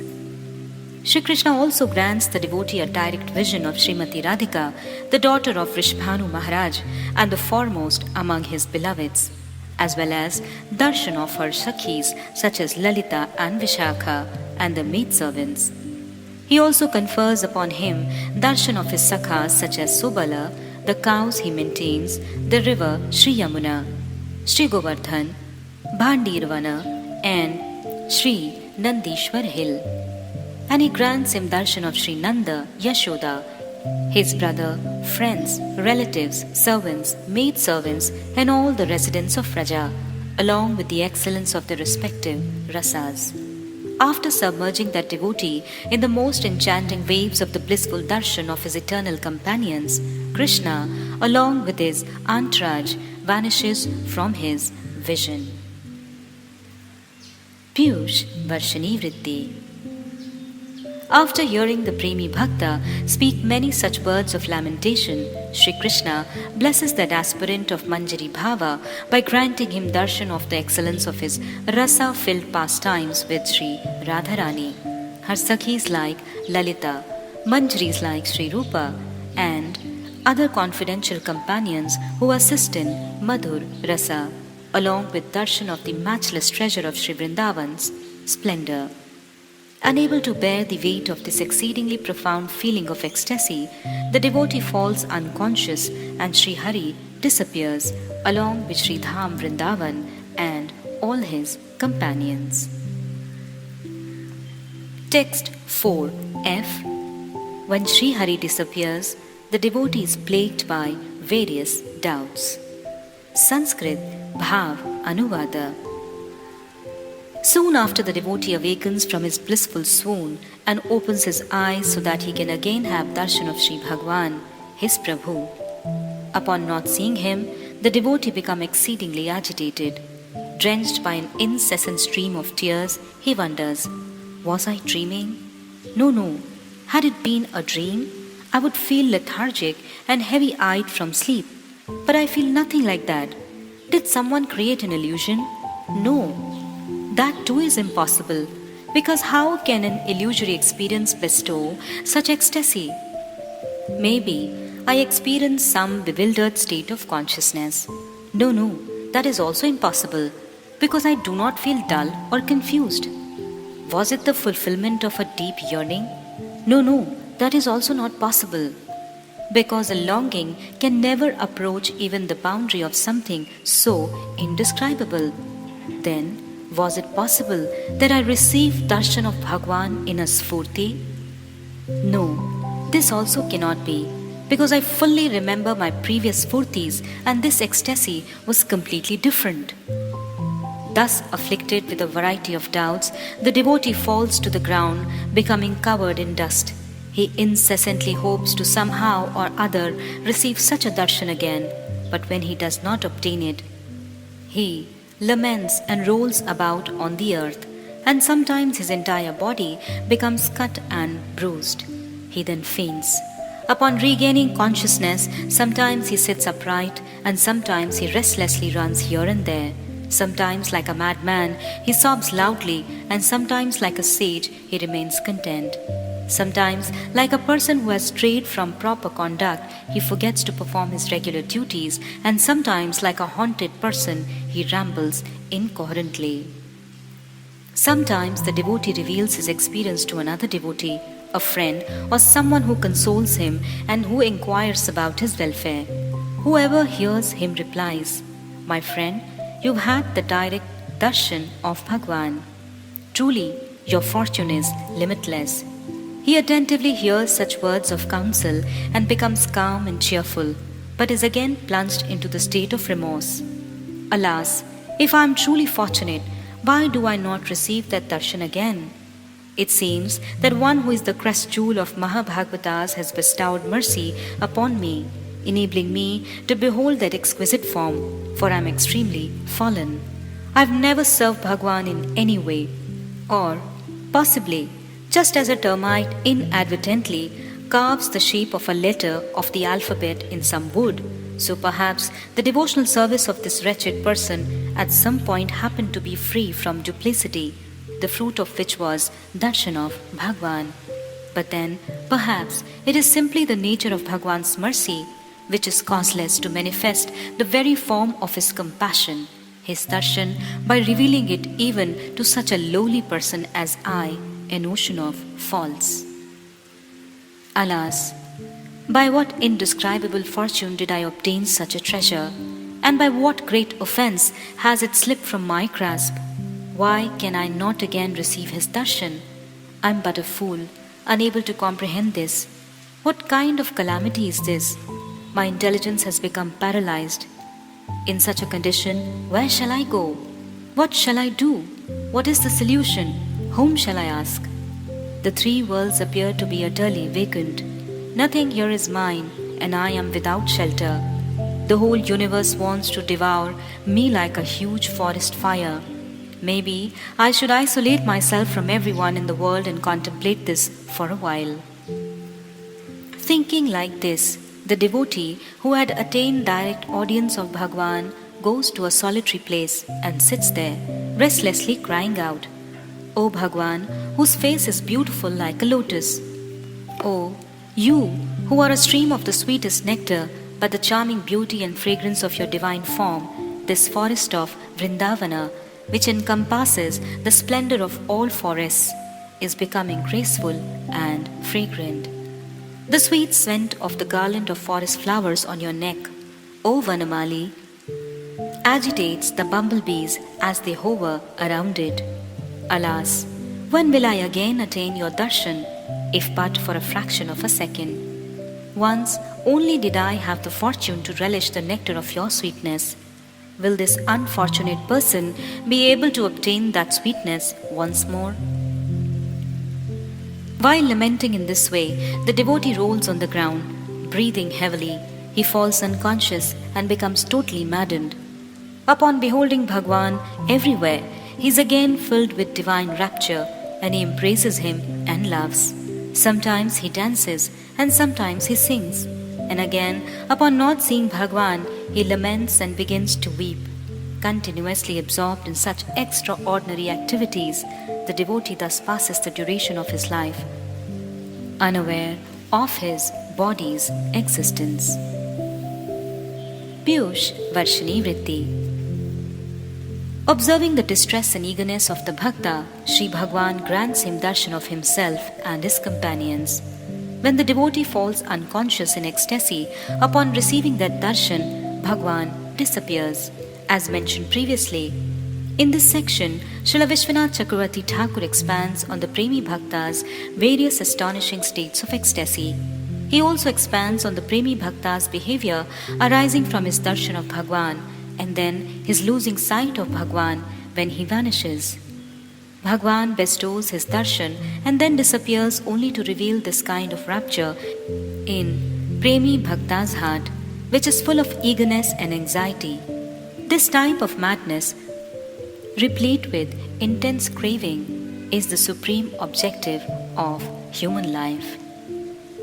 In Śrīmad Bhagavatam, we see how, in this previous birth, Sri Narada, the son of a maidservant, achieved Bhagavad Prema at a tender age by the mercy of sages.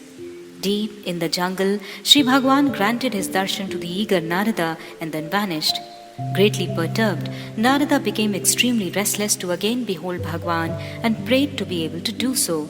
Bhagwan then spoke to him in a form Narada could not see. O sinless one, I have revealed myself to you only once, and this is just to increase your attachment to me. When the devotee develops a strong greed and eagerness to see me, all types of desires for sense objects leave his heart. Śrīmad Bhagavatam 1:6-22. At the time of Rasa Leela, when Sri Krishna disappeared from the midst of the beautiful gopis of Vraja, they became afflicted with deep sorrow in separation from him, and weeping, they prayed for his darshan. After Bhagwan again revealed himself, the gopis, on the pretext of posing a riddle, accused him of abandoning them at night deep in the forest. To pacify them, Shri Krishna said, My beloved Sakhis, just as a penniless man, after losing wealth gained by providence, becomes so engrossed in thoughts of that wealth that he forgets all else, similarly, to facilitate my worshippers' continuous meditation upon me, I do not immediately reciprocate or give him my darshan. Śrīmad Bhagavatam 10:32-20. Śrīla Viśvanātha Cakravartī Ṭhākura paints an unparalleled picture of the devotee's spiritual sentiments, portraying the devotee's anxiousness upon receiving direct audience of Bhagwan. This depiction conveys the unlimited attractiveness of the festival of Bhagwan's transcendental beauty and similarly conveys the intense thirst and divine madness of the devotee's love. Finally, the Premi Bhakta thinks, Surely Bhagwan will personally bring me into the realm of his pastimes and grant me loving service to him, Prem Seva. Thinking thus, his life becomes completely successful. The purport is that even after Bhagwan disappears, the devotee continues to directly experience his form, beauty, and so on. He cannot tolerate being separated from that experience for even a moment. Text 4g. The devotee's entrance into eternal pastimes or Nitya Leela. Sanskrit Bhāvānuvāda. In due course, the devotee abandons his body, which dissolves into the 5 elements, without any awareness of doing so. His only experience is this: the object of my perpetual entreaty, the ocean of compassion, Sri Bhagwan, has directly manifested himself before me, just like before, and to engage me in eternal service to him. He is now escorting me to his own abode. The devotee is thus crowned with complete success. Pīyūṣa-varṣiṇī-vṛtti. In due course, the devotee abandons his material body without realizing he has done so. All he knows is that the unlimitedly merciful Bhagwan has engaged him in direct service to him and has brought him to his own abode. He thus achieves the ultimate goal. Text 5. 5a. The sadhaka's body cannot contain prema. Sanskrit Bhāvānuvāda. First, Shraddha develops, followed by Sadhu Sangha, Bhajan Kriya, Anartha Nivritti, Nishtha, Ruchi, Asakti, Bhav, and finally Prema. This is the accurate sequence of the advent of Prema as delineated in the scriptures. After this, among the leaves on the uppermost branches of the wish-fulfilling vine of Bhakti are the fruits of Sneha, Mana, Pranay, Rag, Anurag, and Mahabhav. Each successive stage is progressively superior to the previous one in terms of the distinctive taste it bestows. The body of the sadhaka is unable to tolerate excessive heat or separation, coolness or meeting, or the colliding of the two, which comes from savoring these treasures, that is sneha, mana, etc. It is therefore not possible for them to appear in the sadhaka's body, and so they have not been described in detail here. Pīyūṣa-varṣiṇī-vṛtti. A person whose heart is shrouded by ignorance and by numerous material desires may attain Shraddha by some good fortune, the grace of a pure devotee, and begin to engage in bhajan. After taking shelter at the feet of Sri Guru, he accepts Harinama and Diksha initiation. As he practices the activities of bhakti such as Shravan and Kirtan, and as the eradication of unwanted desires and habits or anartha nivritti takes place, he progresses through the stages of Nishtha, Ruchi, Asakti and Bhava, finally becoming situated in the realm of Prema. For a sadhaka who is free from offense, there is no need for him to progress through these stages to attain Prema. He attains Prema immediately upon engaging in the practices of bhajan headed by Nam Sankirtan. But because such an inoffensive person is rare in this world, these stages have been explained for the welfare of all, as they are most relevant. Beyond Prema are the stages of Sneha, Man, Pranay, Rag, Anurag, Bhav and Mahabhav, each sweeter than the previous. At these stages, the soothing coolness felt in the meeting of Sri Krishna, the burning felt in separation from him, and the friction and overflowing of the various emotions of the heart are too intense for the sadhaka's body to endure. After attaining Prema and shedding the current body, the devotee obtains the body of an eternal associate of Bhagwan and enters his holy abode. Then, in that body, these stages of Sneha, Man and so forth develop in him according to his bhava or relationship with Krishna. Dasya, Sakhya, Vatsalya or Madhur. The topmost manifestation of Prema, Mahabhava, manifests only in those who have taken shelter of the amorous mood of Raja. It cannot possibly manifest in others. In this book, Śrīla Viśvanātha Cakravartī Ṭhākura has only elucidated Shraddha to Prema. For the Gauḍīya Vaiṣṇavas who have taken shelter of the lotus feet of Śrīmad Mahaprabhu, the ultimate goal of bhajan is Radha Dasyam, exclusive servitude to Srimati Radha. Or, in other words, Manjari Bhava, the mood of Sri Radha's maidservant. Śrīmad Mahaprabhu's dear personal associates Sri Rūpa, Sri Sanatana and the other Goswamis are the ācāryas of Manjari Bhava. Therefore, we are presenting a brief introduction to these stages of Prema, quoting from Śrīla Rūpa Gosvāmī's Ujjwal Nilmani. First, Sneha. Ujjwal Nilmani, 1479. When Krishnarati, or one's eternal relationship with Sri Krishna, attains excellence and the heart melts upon perceiving Sri Krishna, it is called Sneha. Upon the arousal of Sneha, one's greed for darshan of Sri Krishna is never satiated. Second, Mana.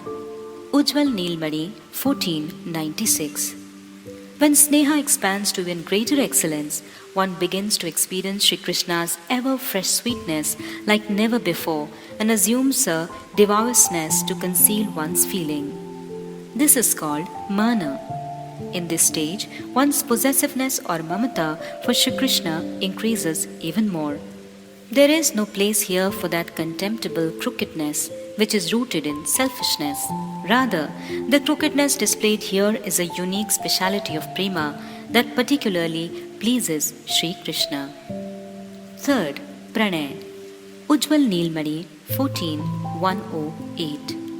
This means that when mana reaches even greater excellence through the feeling of mamata, one attains a state in which it appears that one's own life, heirs, mind, intelligence, body, clothing and ornaments are non-different from the life, heirs, mind, intelligence, body, clothing and ornaments of Shri Krishna.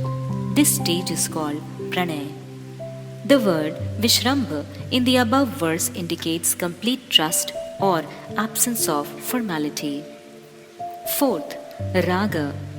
Ujjwal Nilmani 14.126. The topmost level of Pranay is called Raga. At this stage, when there is a possibility of attaining Shri Krishna, one experiences tremendous distress as happiness, and when one does not attain him, one experiences great happiness as extreme distress. Fifth, Anuraga. Ujjwal Nilmani 14.146. That raga which becomes newer and newer at every moment and causes one to continuously perceive one's beloved in an ever-fresh manner is called Anuraga. Maha Bhav. Ujjwal Nilmani 14.154. This means that when Yavad Ashraya Vritti Anurag attains the state of Swa Samveda, it's called Mahabhava. Raga is the shelter of Anuraga, and when Anuraga reaches its topmost limit, it is called Yavad Ashraya Vritti. The state of Swa Samvedya is known only to those Vraj Devis in whom Anurag has reached Yavad Ashraya Vritti. The stage of Mahabhava is not present in any other devotee. It is unobtainable even for Rukmani, Satyabhama and the other queens. In this stage, Sattvic bhavas manifest up to Udipta or brightly burning and Sudipta or blazing. This Mahabhav manifests in varieties of astonishing ways. Moreover, there are many different types of Sneha, Man, Pranay, etc. The stages of Prema as it blossoms. They can never manifest in the material body of a sadhaka, no matter how far he has progressed on the path of sadhan. Only the stages of bhakti up to rati or bhava can manifest in his body. Beyond rati, he sheds its body and enters the pastime place of Bhagwan. By the power of associating with Bhagwan's eternal companions, Sneha, Man, Pranay, etc. then manifest in his heart. Śrīla Cakravartī Ṭhākura explains that the reason these stages cannot possibly manifest in the body of the sadhaka is because it simply does not have the capacity to endure the ecstatic transformations that take place, such as the flaring up and receding of the excruciatingly intolerable fire of separation. For this reason, we are not explaining these topics extensively here. Those who especially desire to know more about this subject can study Chapter 14, Sthayi Bhava, in Ujjwal Nilmani. Text 5b. Scriptural evidence for Ruchi, Asakti, and so forth. Sanskrit Bhav Anuvad. Furthermore, although there is an abundance of scriptural evidence pertaining to the characteristics and the visible symptoms of Ruchi, Asakti, Bhav, and Prema, such evidence has not been cited herein. For if one depends on such scriptural proofs for these stages, one meets with some roughness on the path of realization. Nonetheless, one seeking citations from scripture can deliberate on these verses. Śrīmad Bhagavatam provides the following evidence for Ruchi. Tasmis tada labdharucher mahamate. For asakti, guneshu saktam bandhaya ratam va punsi muktaye. For rati, priye shravasang mama abhavadrati. For prema, premati bharnirbhinna pulankango ati nivritaha. Evidence of these visible symptoms that illustrate the presence of ruchi, the anubhavas of ruchi. Taye pibantya vidrishu nripa, gad karne sitanna, na sprishantya, ashan trid bhaishu kumoha. Of asakti. Gayan vilajjo vichared sangaha. Of rati or bhava. Yatha brahmatyayo brahman स्वयमा आकर्ष सन्निधौ तथा मे भिद्यते चेतश चक्रपाणेर यद्रच्छया. Evidence pertaining to a sphurti of Bhagwan. Ahut ivame shighram darshanam yati chetasi. Evidence pertaining to direct darshan. Pashyanti te me ruchiranyamb santaha. Evidence regarding the condition of the devotee after he receives direct darshan. Ter darshaniye yavai yaver udar vilas hasekshit vam sukte. Evidence regarding the activities of the devotee who has attained direct darshan. Vaso yatha parikritam madira madandaha. These confirmations from scripture can be researched and carefully deliberated upon. Pīyūṣa-varṣiṇī-vṛtti.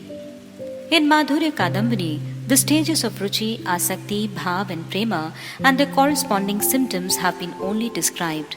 That is, scriptural evidence has not been cited. Although there is a plentiful scriptural evidence of these stages, if one depends on validation of these stages, it will bring only roughness on the path of one's rasa-laden realizations. Ascertaining a subject matter is much more beautiful and relishable through direct realization than by depending solely on scriptural proofs. Still, for those who wish to see scriptural evidence, Śrīla Viśvanātha Cakravartī Ṭhākura has quoted several verses from Śrīmad Bhagavatam, since it is the crest jewel of all divine scriptural evidence and is revered by everyone. In regard to ruchi, Śrīmad Bhagavatam 1.5.27 presents the following evidence. Shri Narad Muni said to Shri Vedavyasa, O intelligent one, by staying in the association of great souls who devotedly sing the pastimes of Shri Krishna and by continuously hearing with faith their charming narrations about him, my taste or ruchi for him awoke. My intelligence became fixed on the enchanting glories of Parabrahma Shri Krishna, and through his intelligence I could understand that this subtle and gross body should be engaged only in service to him. The fruit of hearing Bhagavad Katha from the lotus mouth of Mahapurushas is that the contamination of material desires dissipates and ruchi arises. Following this, a fixed determination to serve Krishna enters the heart. We should understand this by the above verse. In regard to asakti, Śrīmad Bhagavatam 3.25.15, Śrīla Kapil Dev explained to Mother Devahuti, it is accepted that the mind is the cause of the jiva's bondage and liberation. When the mind is engrossed in material objects, it is the cause of bondage. And when it is deeply attached or asakta to Shri Krishna, it is the cause of liberation. Krishna Rati, or the stage of bhava, is described in Śrīmad Bhagavatam 1.5.26 as follows. Shri Narada said to Shri Vedavyasa, every day, by the mercy of those great souls and in their saintly association, I heard charming narrations about Shri Krishna. As I continuously and faithfully listened, affection or rati for Shri Krishna, whose glories are most pleasing, gradually arose within me. In this verse, the topics of sadhu sangha and the awakening of rati or bhava for Bhagwan as a result of hearing from the mouth of sadhus have been discussed. In regard to prema, Śrīmad Bhagavatam 1.6.17 states, Shri Narad said to Vedavyasa, O great sage, at that time, completely overwhelmed by prema, the hair on my body stood on end and my heart became extremely peaceful and cool. I was submerged in that flood of bliss to such an extent that I lost all awareness of both myself and the object of my meditation, that is, Bhagwan. The anubhavas or visible symptoms of ruchi have been described in Śrīmad Bhagavatam 4:29-40. Sri Narada said to King Prachin Barhi, O King, in the association of great souls who are addicted to singing the pastimes of Bhagwan, the many rivers of Sri Madhusudan's nectarian pastimes flow in all four directions. Those who, with attentive, insatiable ear cups drink those streams of nectar cannot be touched by hunger, thirst, fear, lamentation, and delusion. When ruchi awakens as a result of hearing the sweet topics of Sri Bhagwan from the lotus mouth of pure devotees, one is never satisfied, despite continuous hearing. At such a stage, the sādhaka becomes so immersed in ecstasy that he forgets even himself.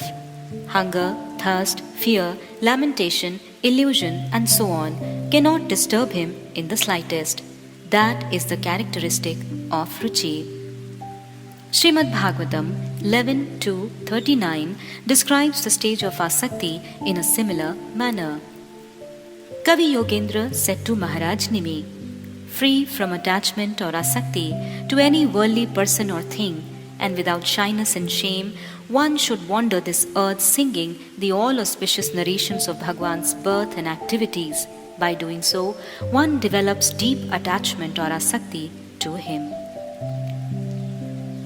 The visible symptoms that illustrate the presence of rati have been described in Śrīmad Bhagavatam 7:5-14.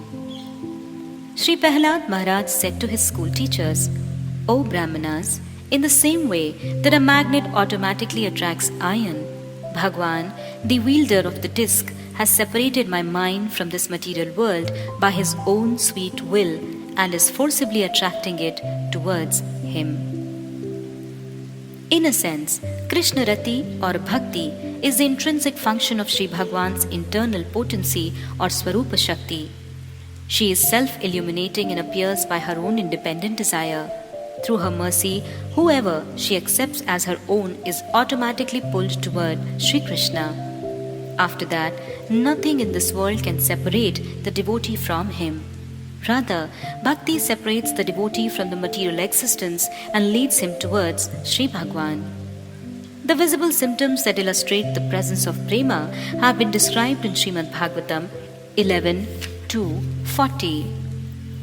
Sri Kavi said to Mahārāja Nimi, Prema for Bhagwan arises in the heart of a person who is adept in bhajan and who has avowedly dedicated himself to constantly performing supremely auspicious kirtan of the holy names of his dearmost Sri Hari. His heart thoroughly melts and he becomes unaffected by the opinions of ordinary people. Sometimes he loudly calls out to Bhagwan, seeming to be mad. Sometimes he laughs and sometimes he wails. Sometimes, in a sweet voice, he sings of Bhagwan's charming qualities, and sometimes, upon receiving darshan of Bhagwan, he dances before him.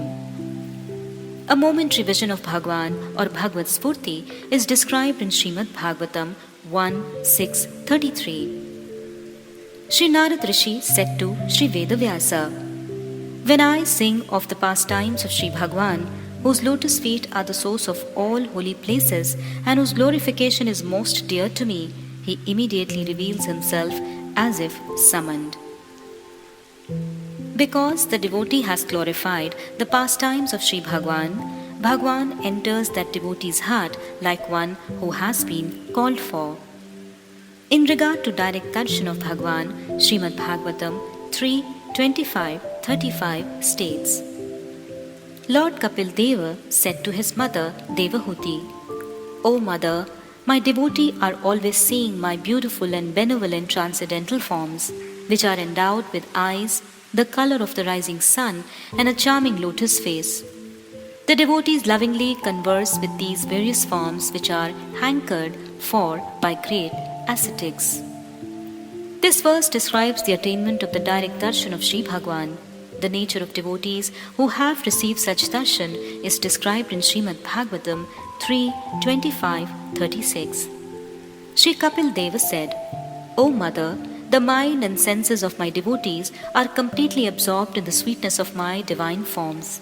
whose limbs are attractive, whose smiles are playful and wide, whose glances are charming, and who speak sweetly. Although my devotees do not desire to achieve the supreme destination, my divine abode, their prema bhakti to me enables them to do so. Upon the devotees receiving darshan of Bhagwan just once, his mind and all his senses become focused exclusively on relishing Sri Bhagwan's beautiful form, crooked glances, and sweet speech. For him, nothing within the entire material existence is worth seeing or doing any longer. Sri Bhagwan automatically becomes his everything, and he easily achieves eternal service to him in his abode. The various activities of a devotee who has achieved darshan of Bhagwan are described in Śrīmad Bhagavatam 11:13-36.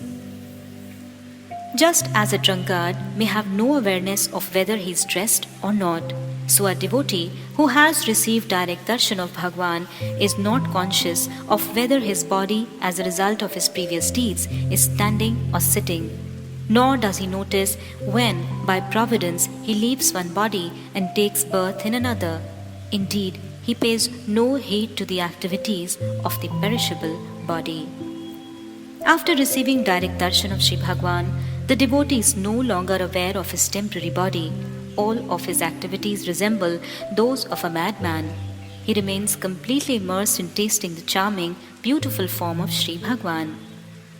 Quoting these scriptural evidences, Śrīla Viśvanātha Cakravartī Ṭhākura has described each stage of prema on the basis of his personal experience. He cites Śrīmad Bhagavatam for all proof, because if there is any authoritative, divinely manifest scripture that exclusively propounds prema bhakti, that scripture is the fifth Veda, Śrīmad Bhagavatam. Śrīmad Mahaprabhu regarded Śrīmad Bhagavatam as the immaculate crest jewel of all Puranas and the ultimate authoritative scripture. Text 5c. The living entity's bondage and the means by which he can become free from it. Sanskrit Bhāvānuvāda. Herein, the truth or tattva of the jiva's bondage and liberation is being explained. The false ego has two functions: ahamta, that is, a sense of I, and mamata, a sense of mine. When applied to the physical body, one's house, and so on, the sense of I and mine are the cause of continued bondage. But by means of knowledge of one's relationship with Bhagwan, ahamta and mamata toward anything of this world is destroyed. This is the stage of liberation. Pīyūṣa-varṣiṇī-vṛtti. The living entity's capacity to perform action is attested in Vedanta Sutra 2.3.33. Shastra states that the conscious living entity is the doer, not the material modes. The jiva is only impelled to act by the modes of material nature. He possesses minute independence. This is the jiva's defining quality. The living entity can use this independence as he wishes, and that is why he must taste the result of his own activities. Swa-karma phala bhukpuman. It is to be understood that as long as the living entity is the doer and the enjoyer, he will certainly possess a false ego. The false ego has two tendencies, ahamta and mamta, or the feelings of I and mine. The conditioned living entity who is deluded about his identity and shackled by Maya regards the material body that is created by Maya and obtained as a result of his past activities to be himself, that is I. And he maintains a sense of possessiveness for wives, sons, wealth, assets, and the like, considering them to be his or mine. This is the state of imprisonment. Carrying the sanskaras or impressions in the heart of his material false ego and having forgotten his real identity, the living entity, as a result of fruitive actions since time without beginning, wanders throughout the 84 lakhs species of life. By the instructions of sadhu and shastra, the living entity, bound by illusion, practicing sadhan bhajan, he thereby relinquishes his material false ego as the impressions of his spiritual ego gradually develop. This spiritual ego is inherent within the living entities who are eternal servants of Sri Krishna, and it is through this spiritual ego that they become free from Maya and blessed with the attainment of service to Sri Hari. The Jnanis burn these two tendencies of material ego with the fire of Jnana. They attain the state known as mukti or liberation, but in doing so, they destroy the very nature of the soul which desires spiritual bliss or ananda. It is for this reason that persons desirous of their own welfare prefer going to hell to liberation. They never desire liberation. A devotee prefers hell to merging into the effulgence of Bhagwan. Sri Chaitanya Charitamrita, Madhya Leela 6, 268. Text 5d. Prema is far beyond liberation. Sanskrit Bhāvānuvāda. Pure ahamta is the feeling, I belong to Bhagwan and am his servant, and pure mamta is the feeling, Sri Bhagwan, who is ever accompanied by his companions, is a great ocean of Rūpa Madhuri or charming beauty and Gun Madhuri or sweet qualities. He is my master and the object of my service. Prema manifests as ahamta in relation to one's transcendental form or identity as a companion of Bhagwan, and as mamta in relation to Bhagwan's transcendental form and personality. Prema is far beyond both the bondage and liberation of the jiva, and thus declared to be the crest jewel of all human attainments. Pīyūṣa-varṣiṇī-vṛtti. By performing bhajan of Sri Hari, the devotees of Bhagwan gradually turn these two functions of the false ego, I and mine, towards the service of the Lord. When one's sense of ahamta becomes I am a servant of Sri Hari, and one's sense of mamta becomes Sri Hari's mine, it is called prema. This prema is the fifth and highest attainment for the jiva. Text 5e. The sequence in which I and mine are gradually disengaged from worldliness and engaged in transcendence. Sanskrit Bhāvānuvāda. Now the sequence in which I and mine disengage from worldliness and engage in transcendence is described. As long as a material sense of I and mine remains extremely thick, one's fate will be to remain in material existence. But if, by chance, a speck of Shraddha appears in a person in such a condition that he thinks, I shall become a Vaishnava and Prabhu, Sri Bhagwan, will be the object of my service, then a scent or gandha of spiritual disposition will manifest, and one will become qualified for bhakti. Thereafter, this scent of spiritual disposition will become stronger through sadhu sangha. At the beginning of Anishtita Bhajan Kriya, the sense of I and mine is engaged in spiritual reality only partially, ek desh vyapini, and its absorption in materiality is complete or purna. With the awakening of Nishtha, one's sense of I and mine in relation to spiritual reality is extensive or bahudesha vyapini, while absorption in materiality is almost complete or prayaki. When Ruchi awakens, one's sense of I and mine in relation to spiritual reality is almost complete or prayaki, whereas it is only partial or ekadesha vyapini in relation to worldly matters. When asakti awakens, one's sense of I and mine in relation to spiritual reality is complete or purna, and only the mere sense of it remains in relation to a worldly conception. At the stage of bhava, one's sense of I and mine in relation to spiritual reality is absolute or atyantiki, and the apparent continuation of that sense in relation to worldliness exists only as a semblance or abhasa. Finally, at the stage of prema, the topmost goal, one's sense of I and mine in relation to spiritual reality is supremely absolute or parama atyantiki, without the slightest trace of materiality. Pīyūṣa-varṣiṇī-vṛtti. With the performance of sadhan bhajan, the sense of I and mine in connection with worldly and mundane objects is gradually relinquished, and one becomes devoted wholly to transcendence. Text 5f. the sequence in which one is able to meditate upon Bhagwan. Sanskrit Bhāvānuvāda. Similarly, at the stage of bhajan kriya, meditation on Bhagwan is momentary and tainted by worldly topics. At the stage of nishtha, a semblance of worldly concerns remain in one's meditation.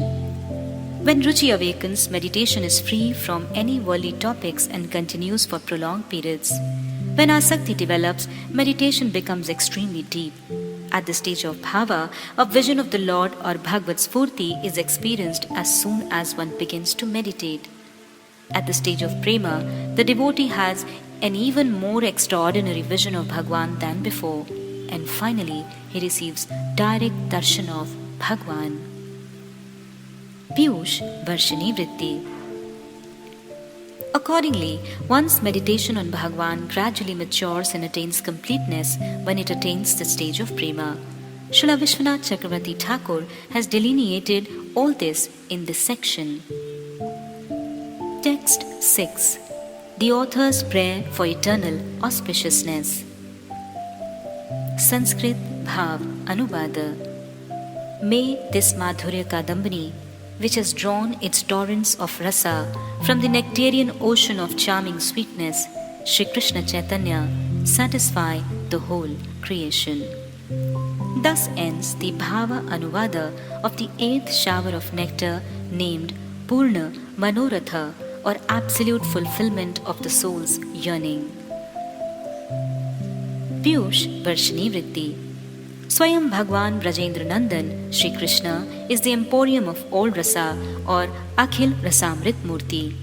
To satisfy his 3 unfulfilled desires instigated by his relishing the prema of Srimati Radharani in his Braja pastimes, Shri Krishna accepted the mood or bhava and complexion or kanti of Srimati Radhika, the embodiment of prema, and descended in the form of Satchit Ananda Shri Gaurhari. Shri Gaura Sundara, the ocean of nectarian sweetness, is indeed the most astonishing combination of the ocean of rasa and the ocean of prema. The full waves of Madhurya rasa forever swell within him in their completeness. It is only by tasting the rasa of the ocean of his sweet pastimes that the topics described in the Madhurya-Kadambini are realized. By regularly putting into practice with devotion the topics in this book, the sādhaka-bhaktas can easily traverse the various obstacles to bhajan, such as aparādha and the desire for wealth, worship and prestige, and achieve prema. In this way, by relishing the Madhurya of Bhagwan, his life is forever blessed and fulfilled. Of this there is no doubt. In concluding this book, the most revered Śrīla Viśvanātha Cakravartī Ṭhākura showers his mercy and blessings upon the entire world, saying, by the compassion of Shri Gaura Sundara, may this Madhurya Kadambini, which has arisen from the ocean of his transcendental pastimes, thoroughly cool and completely satisfy the inhabitants of this world, who are endlessly burning in the fire of the threefold miseries with its shower of nectar. Thus ends the Pīyūṣa-varṣiṇī-vṛtti on the 8th shower of nectar named Purna Manoratha, absolute fulfillment of the soul's yearning. Thus ends Madhurya